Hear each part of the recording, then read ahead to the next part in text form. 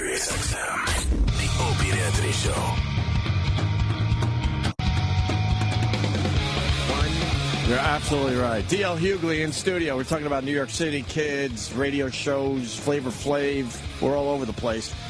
But yeah, you make a good point. This city of ours, it takes one car to fuck up everything. The police stopping somebody. Right. One lousy car, and now your commute sucks. Everything sucks. Right. That one thing. That's why, man, Anthony Weiner is the perfect candidate for this. Is he? He's the fucking perfect candidate. Because New York is a city that works, but it's a little grimy. Right. He's everything New York. We love that he's not dropping out of the race. No, yeah. We love it. Isn't it just like a dick not to know when to pull out? Yeah. Isn't it just? I love that. You know, it's funny. Mark Sanford was the governor of South Carolina, right? Yeah. Yes. Fucks around on his wife, leaves the state, misappropriates funds. He gets elected for Congress, beats out I don't even Colbert's sister. Oh, right. Okay. Yeah. David Vidner, a senator, from Louisiana, hires prostitutes, which is illegal. This dude shows pictures of his dick in this controversy. That's what I like. Yeah. And I'm glad we have technology, because we used to have to draw pictures of our dick, and that was a wait for somebody to finish with the copy machine. That or Polaroids. Yeah, you had your Polaroids. And the copy machine, you would get a primitive fucking picture of your dick. Sitting down on the the copy machine. Right. Consuelo, are you finished with that copy machine yet? That was a thing for a while. The copy machine was the source for a lot of inter-office hijinks. Do you remember when we were working in Boston, the girls would fax us their boobs, and we thought it was the hottest thing ever, even though it looked, it just looks ridiculous. It looks so stupid. But it's so nice, though. Yeah. Nice. I think it's nice when somebody shares it. It's very nice. Yeah. It gives you a little smile. It's loving. It's loving. It is. The Wiener thing, though, I mean, we accepted him, and we were giving him a second chance. He was leading the polls. He couldn't stay away. And he couldn't stay away. He couldn't stop tweeting pictures of his dick. Right. Maybe it's just dick pride. But that's one of those fucking How compulsion. is that horrible? I don't think it's horrible, but I think the people are bothered by the fact that, he said he stopped. They were giving him a second chance. Oh, you mean a politician that lied? I think they all lie, too. Right. DL, I'm with you. I don't like any of these guys. The lying politician. But he's on the cover with his wife and his newborn son saying, I've changed my life around. Yeah, but all he did, he didn't actually use his dick. He just showed it. Mm-hmm. And talk dirty. Yeah. People are saying that he shows poor judgment. No, right? it's actually good judgment. I have this problem. You can't tweet a disease to yourself. There's no way that's you can true. You can't tweet HPV. That's not going to happen. I tweeted a genital wart. You can't do that. Right. I think it's the amount of time he's wasting on this little hobby of his, and you're thinking, wow, he's gonna have no time to run the city. Well, I don't know. In your car, you could the technology makes it easy to do anything. Everybody's getting in trouble for the dumbest shit. Like, what's that dude? It is the kid, the receiver from from what the fuck? Riley Cooper, right? Riley from Cooper, the Eagles. Said at a fucking Kenny Chesney concert, I'll beat every nigga here. Yeah. Ain't no niggas at Kenny Chesney concert. If he'd have said that shit at a Lil Wayne concert, that would impress me. Now we're talking. You know what? Yeah. That's the fucking joke. We missed it. It's no niggas at a Kenny Chesney. Any nigga at the Kenny Chesney concert is cleaning up. Right.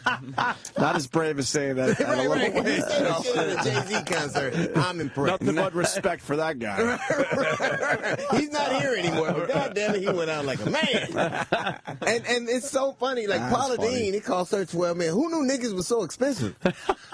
Jesus Christ. And I don't even know why people get worked up. This is, something, like, honestly, it is hugely offensive, and I get it, but I refuse to let it have that level of power. Like, I don't even know why she got in trouble. Like, Paula Deen's words have hurt her much less than her cookbooks. Like, I would rather have a redneck call me nigga than a doctor tell me I need a heart transplant. You can jog off, nigga. And if she used olive oil, as much as she used niggas, she wouldn't have type 2 diabetes, right? Like, See, it is odd though that I think her actions over the years were she was good friends with Oprah and everybody's. I mean, and everybody. That's the one black person you can all be friends with. That is true. You can be friends with. That is true. It all leads back to Oprah. Yeah. She's on the top of the pyramid. Right. Everyone considers her a friend. Yeah, everybody. That never even meets her. So. Yeah. But then she was being honest, and they asked her, hey, she answered it honestly, and then she paid with her career. A Southern woman from Georgia. Yeah. Almost 70-year-old woman from Georgia. Yeah, 30 years ago. Every white person I believe has said nigga. Everyone. I believe that. Yeah. Everyone. Absolutely. It's ridiculous to believe that they have. To say that they haven't. We asked Sean Hannity. He said no. And Sean Hannity's a lying ass. And he said, it bothers me to this day. And we go, well, have you ever even thought the word? He goes, oh, absolutely not. I'm like, you're lying. A liar. Every single person has used the word. Yeah. So stop. And it was built well. That is the fucking pyramid of racial slurs. Right. It really is the top of the pyramid. It'll last longer. I mean, you don't know anything that's that old that still works. Right. But in all fairness, it does exactly what it is intended to do, even 400 years ago. Didn't need updating or nothing. No, they have to fucking. It ain't no nigga 2.0 model. This shit still. It's like the fucking Edsel of this shit works. It's the original recipe. It is. We didn't change a You don't thing. need the new. No. You don't need the new Coke. No. This ain't your father's nigga. Now that's steel. It's steel. In Sean Hannity's defense, I got to say that of course you can't admit that. No one can admit that. Why? He's on Fox News. Just because this is the society we live in, they will crucify you for telling the fucking truth. Not on Fox News. It's like a parallel universe there. You think they could get away with it on Fox? I think that it is such a echo chamber that they're so insulated. Right. No one can. Even if Sean hasn't said it, right. Everybody I know believes he has. Of course. He is the type of dude. I just don't. Here's the thing. I don't respect people that have that use other words that, like when Bill O'Reilly goes on and made some valid points about Trayvon Martin and single mothers, except that the thing that he was talking about, Trayvon Martin wasn't born to a single mother. He was born to a nuclear family who got divorced. So the very argument you're making doesn't apply to the conversation you're having. I think what he was doing was trying to just, I don't think he was talking about Trayvon. Well, he actually, literally that's at that started. point, but it started it. Well, that's kind of like conversation. It's kind of like the same thing, though. You could go the other way around and say a lot of conversation's been put on the standing your ground laws when the standing your ground law wasn't really an issue. No, but the jury instruction was. They were instructed as to what standing your ground was in the jury instructions. Yeah, it was like this is what it is, but it wasn't being used as a defense in that case. Here's the thing. My whole argument with that thing is, Trayvon Martin wasn't doing anything, so if he got killed. And if a young black man is doing something and get killed, what's the difference? Like, really, what's the difference? If you can kill a dude that wasn't doing anything, and you can kill a young black man that is doing something, well, there's no discernible difference. Apparently, everyone leaves out the part where he's punching the gentleman in the face. Well, except this. Yeah. You leave out the fact that if you're a young man and a strange dude walks up to you with a gun, you're fighting for your life, too. Well, there also isn't any indication that he had his gun out when he was walked up to him, or if he even did walk up to him. Here's the thing. Yeah. We know that Trayvon Martin was where he was supposed to be. So his father lived there. George Zimmerman. Except that Trayvon Martin didn't run up to George Zimmerman. He didn't call him suspicious. He wasn't following him. Stand your ground works a couple of ways. Not only does George, nobody ever took into consideration the fact that boy might have been fighting for his life too. George Zimmerman is a pussy who would have never got out of that car if he didn't have that gun, and you know it. He never got out of that car if he didn't have that gun. He'd have stayed in that car. But another one of the big points was if Trayvon was so scared, as they had pointed out, why didn't you just go fucking home? Okay, let me ask you something. Why didn't George Zimmerman give his address out? Because he didn't want people the kid that he was scared of to know where he lived. Why wouldn't Trayvon Martin have the same fear to go, I don't want this guy to know where I live, this strange, creepy guy? Why does that logic apply to George Zimmerman but not to Trayvon? But he wasn't even close enough to Trayvon at that point. Trayvon had plenty of time to go home when he was out of the sight of George Zimmerman. Let me ask you something. Yeah. Why did George Zimmerman not say what his address was? Because he didn't want Trayvon. He said, he goes, I don't know who this guy is. I don't want. Right. So he didn't want him to know where he lived. Yeah. So why didn't Trayvon have that same right to not want Zimmerman to know where he lives? If you were afraid, wouldn't you want to maybe go home to where you're? Not if my kids are there. Not if not if I don't want to bring trouble to my home. I would if somebody was chasing me and I knew they were going to hurt my family. Well, they weren't chasing him. What? He wasn't chasing him. He was watching him. I'll give him that. Oh, my God. It's on the 911 call. It's on the 911 call. He says, the 911 operator, who, by the way, was even non-emergency, whatever, but he says to him, he goes, all right, let me know what he does. He said that. He goes, let me know what he does. And George goes, okay. And wouldn't that lead you to believe he wants you to keep an eye on him at least? There's an area. He said, I was looking for addresses, and he pointed out there was an address right there. On the door. It was nighttime. Remember that? Yeah, it was nighttime. No one I've ever met gets out of the car when they believe somebody's a threat. When only people do that is if they believe. I don't believe he thought Trayvon was a threat at that point. He called the cops on him. He called the cops. This guy's up to something. They always get away. Right. So he called the cops. It's not a threat. It's somebody in the neighborhood that he assumes might be. Why? Why did he assume that? Because he fit the exact bill of everyone else that was robbing the place. So a black kid. Yeah, a black kid wearing the uniform of the people that were robbing the fucking How is houses. that not racially motivated? It's racially motivated in that it fit the bill of everyone that was robbing the place. He was wrong. That time? Perhaps. Yeah. No, wait. He was wrong. He wasn't robbing somebody. Do you profile? Do you profile young black men? And you know what happens? I've never killed one of them. All right. I've never gone, I'm so scared of you that things got so out of hand that somebody dies. Because I guess you've never been beaten in the face by one. I have been beat. I lived on 135th and Avalon. I've got beaten by more. I tell you what, I've taken a few ass whooping by niggas. So I know what it's like. But and really have. So not just in one isolated incident. So you an ass whooping, I don't care who you are, is not akin. So you can't take an ass whooping anymore? You know what? For the most part, a lot of people do take ass whoopings. A lot of white people without guns take ass whoopings from black guys. Right. I'll be honest with you. And a lot of them don't get beat to death. A few do. Okay, a lot of them don't. A lot of them don't. Right. But, so George Zimmerman was getting an ass whooping. And unfortunately for Trayvon, he picked the wrong guy to punch. No. Here's the thing. Yeah. Here's the thing. No matter what I say, what has happened in society is two things people never feel sorry for: a great white shark and a young black male. Never. They never go, because they never give a young black male they never go, oh, this shark wasn't doing anything. It always, because you believe that most white people go, I could see how I would be afraid if I were in the dark with a young black male. Yeah. What that means is that because somebody may fit a particular profile, that because they look a certain way, that you can all of a sudden kill them. And he really, no one knows what happened. I don't know what happened. You don't know what happened. But what very rarely happens is an all-white jury gives a black man the benefit of the doubt. Never happens.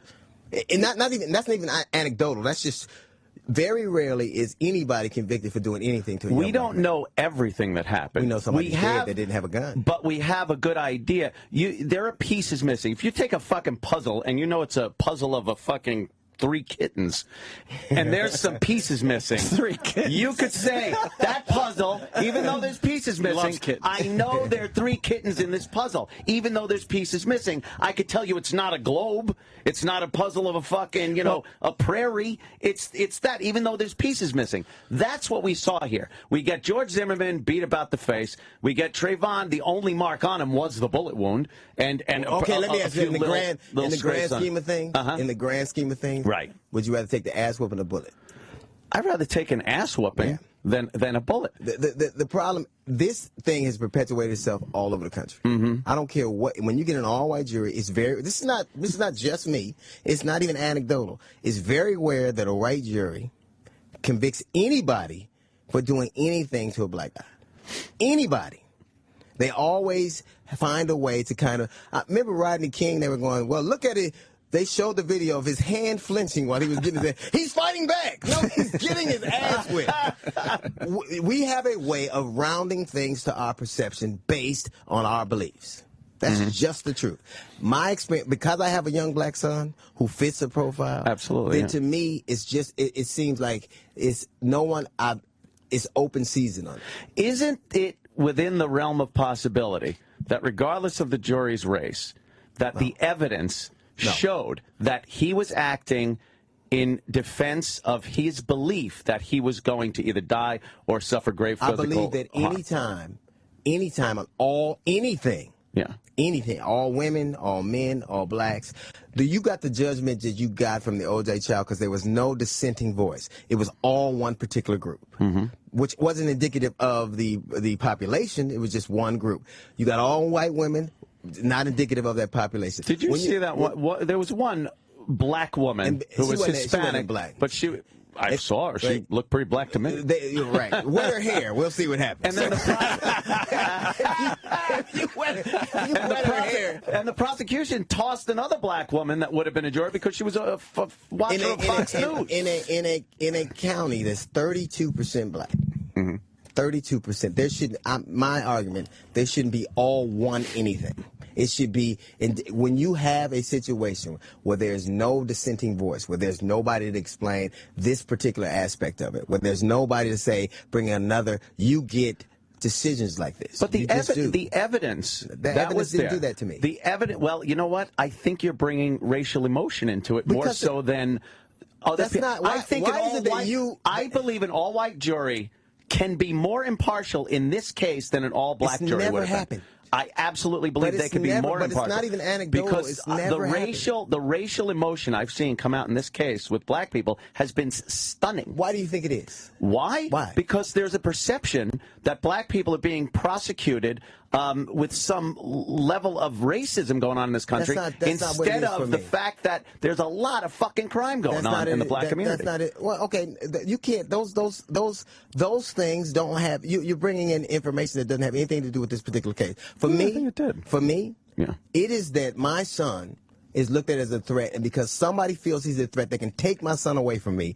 And the very justice system that's designed to protect us all doesn't do the same for me.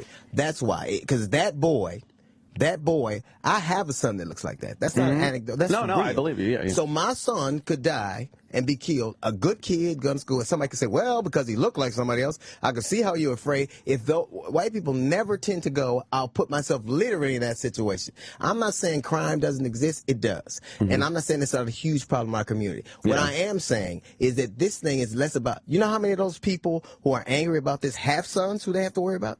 Oh, yeah. So it's not just me being racially, here's the difference between that. Like, you could be from the Midwest. It could be a white cat from the South. And your experiences could be totally different. You could have no similarities at all, not diet, not intellect, not interest. Every black guy in this country has had one experience which is alike, everybody's been racially profiled at some time. Everybody. Everybody. Yeah. The president of the United States said, I got followed, except in the Congress where he can't get no white people to follow. So, but it's to me, it's not about, it's about how do I make, it's almost like people don't believe that we could love our children and hate the idea of losing my child like anybody else does. Absolutely. But can't you see the point that there is not just crazy-ass white people to blame on this? Yeah, the black it was. No, because the black community white dude is not doing enough to police its own. What did that have to do with Trayvon Martin? The reason that George Zimmerman even looked at him suspiciously in the first place is he fit the profile of a person that was robbing the neighborhood. He had called the cops plenty of times on other young black men because that's every report of the robberies. No, it's true. If you go, he fit the profile, even though he wasn't. He fit the profile, so this dude died. He fit the profile enough to call the cops and watch where he was going. The second he started getting his face beat in... Wait, he wouldn't have got his face beat in if he stayed his fat ass in the car. If he stayed in the car, how do you take an ass whooping when you stay in the car? Since when is it illegal to get out of the car? And since when is it illegal not to go home? Okay, it's not illegal. Why do you make allowances? Well, you make one allowance. You said George Zimmerman didn't want whoever it was he was for, or whoever was in the vicinity, to know where he lived, so he wouldn't give his address. Right. But you don't give that same allowance to Trayvon Martin. Yeah, You don't go, why would a man not even want to talk about his address so he wouldn't say it out loud? But why would he didn't go home? Because he didn't, why weren't they capable of the same fear? How did Trayvon Martin, he didn't jump in the car with George Zimmerman. Mm-hmm. How is it that you cannot see I've actually had to see white people's points on a number of things. I've actually been forced to. You guys win a lot. Oh, Christ. I've actually been forced to. I've actually been forced, like where there's bail here, where a cop shoots him innocent, and they go, well, even though he wasn't doing anything. How many times do you get to say, because some cats shoot up shit in Chicago or rob place in Miami, we get to do whatever we want because there's fear there? That's not a legal precedent. It's not a legal argument. It's immoral to actually be that way. No, you're absolutely right. But I'll use the example I've used before. If you're walking up to an ATM and you see a black guy in a hoodie standing next to the ATM. No, you don't kill him. I'm not going from 0 to 180 here. Let's go in the middle, in a gray area, which is you are a lot more leery of taking your money out in front of that guy than you would be even a black guy in an Armani suit standing next to an ATM. You wouldn't be as paranoid as you would the young black guy in a hoodie. I'm not even bringing a white guy into this. So when George Zimmerman sees a young black male in a hoodie walking in his neighborhood and that fit the bill, at least he called the cops and then kept an eye on him so that, and he said, oh, these fuckers, they always get away. So this time he's like, I'm going to keep an eye on him so when the cops show up, I could go, there he is. There's not this either stay in the truck or shoot him. There actually is that. No, there wasn't. When he got out of that vehicle, you honestly think he was hunting down Trayvon to shoot and kill him? Do I actually believe that with all my heart? Yes. Stop it. I can look you dead in your eye with no equivocation. I believe you believe that. No. And here's the thing. Why I have no doubt that cats like that who want to be cops, who have this take MMA so they can be tough. I don't think that this guy went out and went, I'm going to kill a guy. I believe he went, I'm going to be a hero today. I'm going to be a hero today, and I'm going to drive the pagans from the village. I'm going to make my mark. And it's a couple of things. I don't think he does that if it's a grown man. I think he's a George Zimmerman is a beta male. First he's of all, not an alpha male. He's a beta male. He's the kind of dude. We agree on that. He's a beta male, and beta males are often the kind of dudes who go, "I'm going to show people how tough I am by picking a fight I believe I can win." Can we stop the not a grown man thing or the child thing or anything? That's been 17 years old, bullshitted up the ass. At 17 years old, you go to a pediatrician. That makes you a child. Oh, believe me, I know. 17 years old, you go to you can't vote. You can't vote. So let's not. But let's not portray him as that 12-year-old picture that we saw. He was a 17-year-old child. Stop with the child. He was a child. Nah.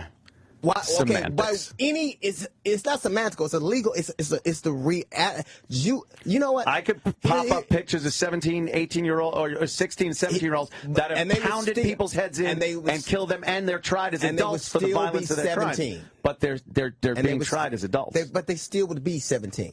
You make the thing is that you can't, for the purposes of an argument, make a truth an untruth. But you can't. He is 17. But I see he was a child. But I see people. He is a pediatrician. Child is that word being used in reference to Trayvon Martin in this case. Why? Because black people can't be child. No, they can't. They can't be children. They're born adults. I know. No, I'm just saying that using the word child was so divisive. It was because it's what he was. You know what? So now we have to make a special definition for a guy that you deem predatory. The media portrayed him as a 12-year-old. No, we never saw those pictures flashed on the news for months, maybe even a full year of anything that resembled how old he was. How old he was? In actuality, how old was he? He was 17 years old. Okay, can he vote? No. Can he buy liquor? No. Any decision he makes, if he does something wrong, his parents are still, in some places, responsible for it. He could be tried as an adult. But he didn't do anything worth being tried as an adult for. If George Zimmerman didn't kill him, he probably would have gotten assault charges put on him. And he may have. And he may have. Yeah. My argument is this. I've been him. I know what it's like to be a cat that smokes weed, to be lost, to get in trouble. I've been him. And just like when people tried to make Trayvon Martin, he's not 17-year-old. When they tried to go, oh, he's a dropout who smokes weed, and that's why you make arguments that you don't give equal weight to the other side. And I've had to listen. You won the debate. You won the debate. Obviously, the jury saw it your way. I will say this: it's not uncommon for white juries in all parts of this country to come to those conclusions when there's a black victim. It's not. It's just not. That's not anecdotal. It very rarely happens. Up in the 90 percentiles where a white, that's not an accident. That's not an accident. That is a perception. People see it a certain way. They are very rarely willing to give a black kid or a black young man the benefit of the doubt. Do you see any blame whatsoever in the black community for the disproportionate amount of crime being why white people go, oh, fuck, look at that? That's like every banker I go to, I get to say that he's Madoff. I get that, but I don't get to do that. You probably would be right. I don't get to do that. No, you can assume that until you learn different. I mean, again, I've never learned different. If you profile somebody at the ATM, you're doing that for your own protection and own safety, but you could do that and then find out that he's perfectly fine and be cool with it. But you know what's funny? It's another.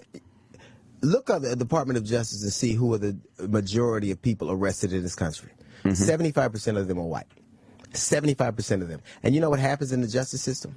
Because judges, prosecutors, DAs, police officers are white, and they see a white kid, they go, oh, he reminds me of my nephew or myself when I was a kid, and I'll give him deferment. I'll deal with him differently. When you see a black kid who you have no relation to, he has to be dealt with more harshly. You think there's that unbelievable amount of institutional racism going on in this country? There was a cat in Philadelphia, a judge, a couple of months ago, was sending young black men to the private prison industry, selling them there.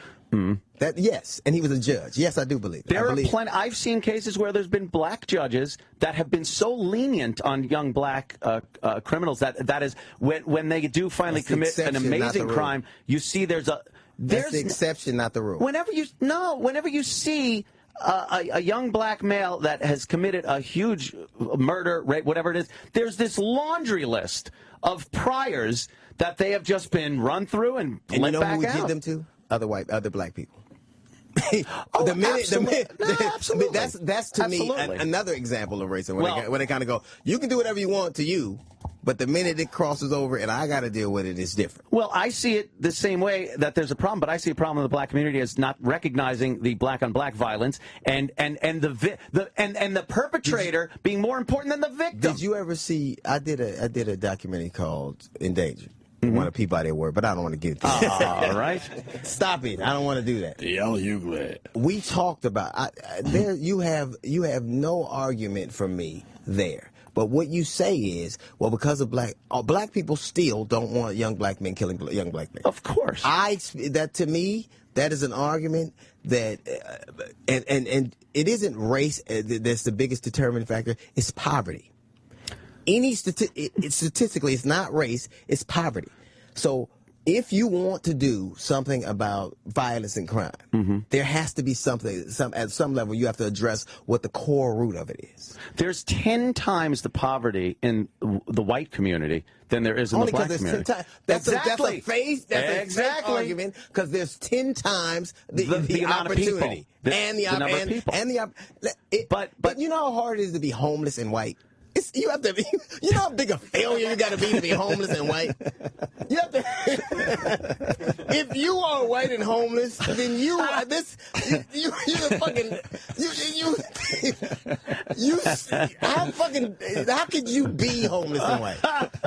You know how hard it is to fail when you're white? Is that because there's that's because there's always another white guy willing to give another white guy a break. A family structure, perhaps, that broke down so terribly with the white guy that he's now homeless. And you go, what happened to your fucking family? What happened to this? What happened to that? And then, you know. Well, you know what that's called? What? Compassion. Yeah. For a kinship. You go, I recognize something that I see in myself in him, and I'm going to be compassionate. Right. That's called compassion. And it's the very argument I'm having right now.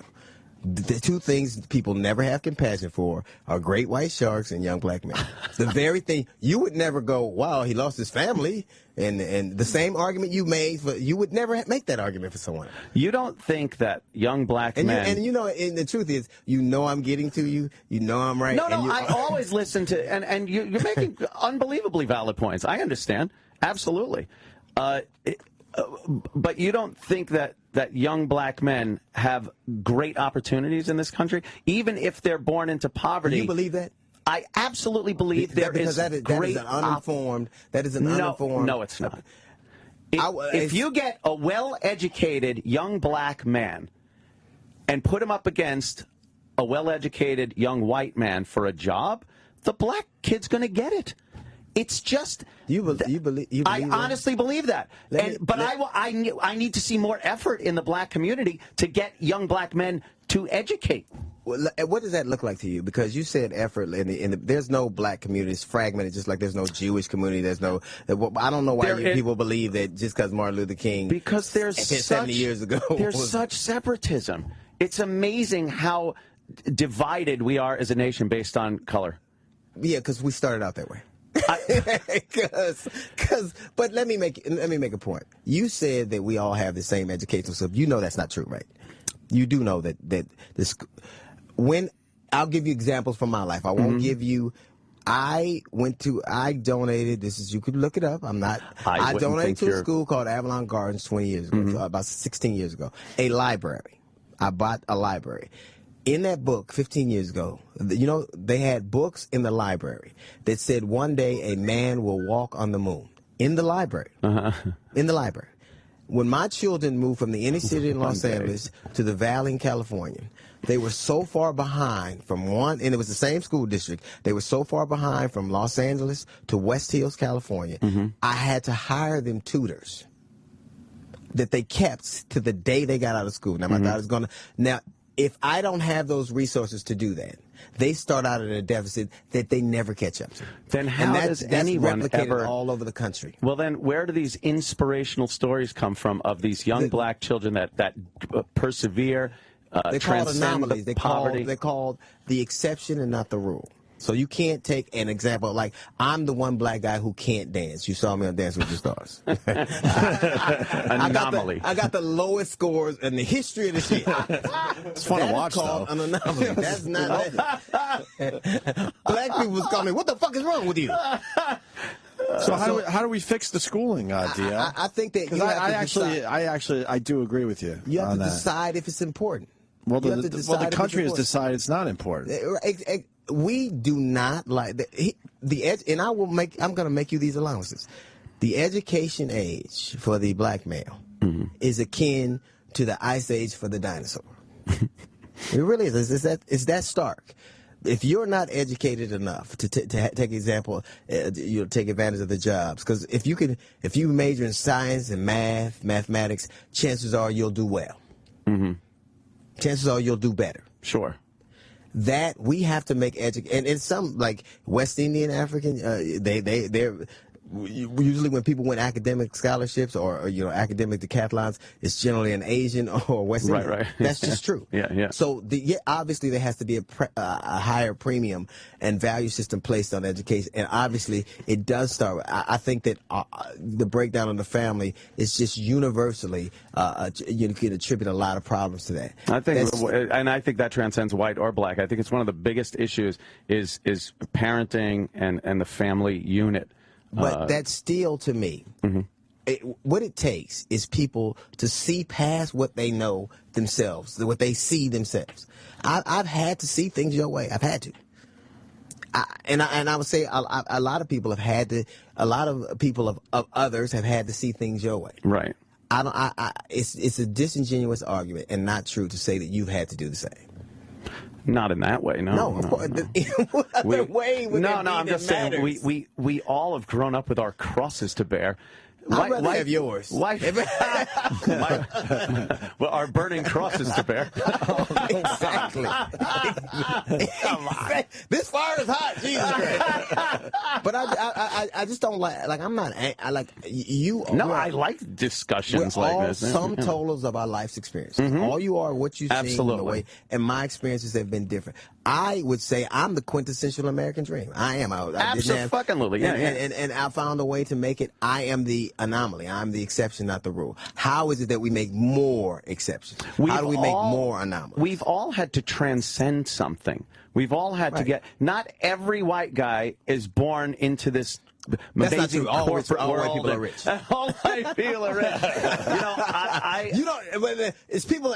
I'm actually being facetious. Absolutely. I think, yeah. But there are plenty of instances where, I grew up in a home where my mom raised 3 kids. My dad fucking took off, went to California. What's his name? So, Joey? That might be my father. When did we find out we were brothers? There is a similarity a little bit. There's a fucking movie there. The shade's a little different, but there is a similarity. He was born in the winter. I'm Sicilian. I go into the sun. Give me the sun for a week. And, listen, DL has to go. Yeah. He's doing TV. You're already 5 minutes late. Oh, man. I am, man.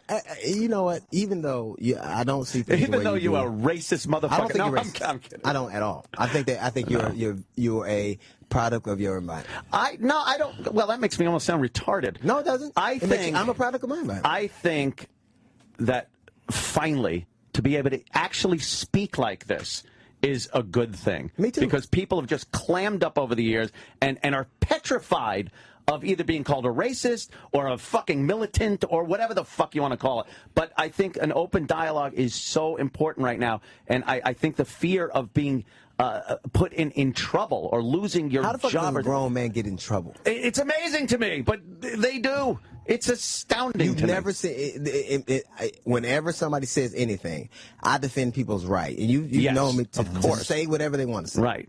Yeah. But because I believe that what happens is we don't have dialogue because you're right. People go, I'll get in trouble. I don't want to lose what I have. So I'll pretend to feel a way I don't. And then when something happens, they go, it's like we keep pretending to be something. Yes. And then we find out we're not. We're shocked.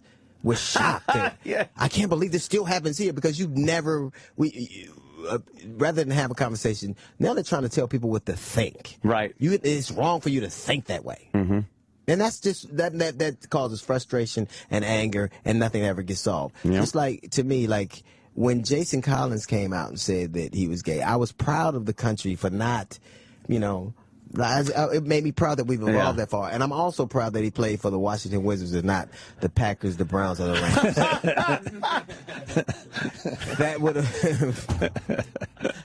have been that would have been a lot to take. Because in the end, we're really immature. In the end, we wouldn't have been able to hold back on that. Right. He's a Packer. Get it? Yeah. I've been off since Michael Douglas said that eating pussy can cause throat cancer. Yeah. I have. Black guys are not supposed to, but I enjoy it. You look at the pussy a little differently. You're like, oh boy. Every morning I get up, Ricola. I don't know if eating pussy causes cancer, but I know not eating pussy causes divorce. So you could have a lump in your throat or a lump sum missing from your bank account. But you're going to make a choice. DL, we got to get you out of here. What are you promoting? I know you're at Gotham Comedy Club Gotham tonight and tomorrow, right? And then, holy fuck, go see DL if you're in the New York area. Man, Gotham Comedy Club. Me and you're going to fix the world. Just get I think we could. Your fucking redneck buddies. All right, with that, we got to say thank you to DL Hughley. Come back and see us, brother. The Opie Show on Sirius X.